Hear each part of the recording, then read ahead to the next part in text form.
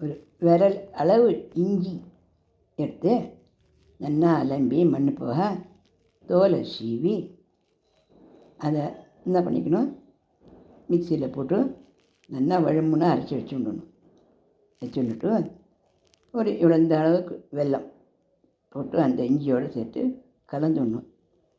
அதுக்கப்புறமா ஒரு சின்ன கரண்டியில் ஒரு கொஞ்சோண்டு கடுகு, கொஞ்சோண்டு உளுத்தம்பருப்பு, ஒரே ஒரு பச்சை மிளகாய் போட்டு அதை வறுத்து இந்த இஞ்சியும் உப்பும் போட்டு அரைச்சி வச்சுட்டுருக்கோம் இல்லையா, இதில் நல்லா கலந்துடும்.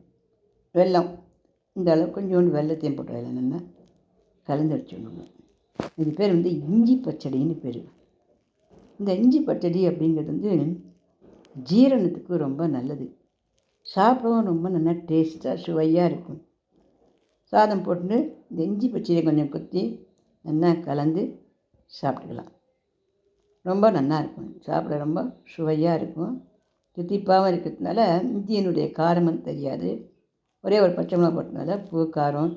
அந்த தயிர் குத்தி கலக்கணும். அந்த தயிர்னால் புளிப்பில்லாத தயிராக இருக்கணும். அதெல்லாம் சேர்த்து கலந்து சாப்பிட்ற சமயத்தில் இந்த இஞ்சி பச்சடிங்கிறது நல்லா பித்தத்தை எல்லாத்தையும் எடுக்கும், நல்லா பசிக்கும், நல்லா சாப்பிட முடியும். அஜீரணம் இருந்ததுன்னா கூட அதை நீக்கிவிடும். இந்த இஞ்சி பச்சடியில் போட்டு கலந்து மதியத்துக்கு சாப்பாடு கூட எடுத்துன்னு போகலாம். லைட்டாக தித்திச்சுட்டு, லைட்டாக புளிச்சுட்டு, லைட்டாக காரம், கமகமான ஒரு வாசனையோடு இது ரொம்ப டேஸ்ட்டாக இருக்கும் சாப்பிட்றதுக்கு.